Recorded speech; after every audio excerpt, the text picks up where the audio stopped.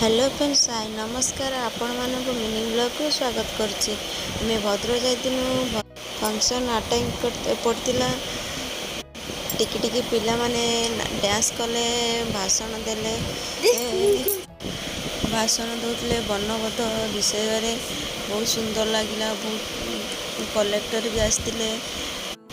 तापर पिला मानकु प्राइज मिला फर्स्ट सेकंड थर्ड मानकु। तापर रूपा को भी सर्टिफिकेट देले वर्णबोध बही भी देले। तापर खाया पिया भी होता खाया पियार वीडियो करती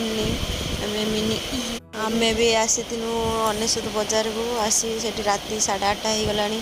आम किणा कि भी वीडियो कर पाइनि खाली वीडियो टिके जस्ट नहीं आसी फिर बस पलैब बोली टाइम हो जाता 9टा पलि आसनु। आ रखुची जय जगन्नाथ नमस्कार।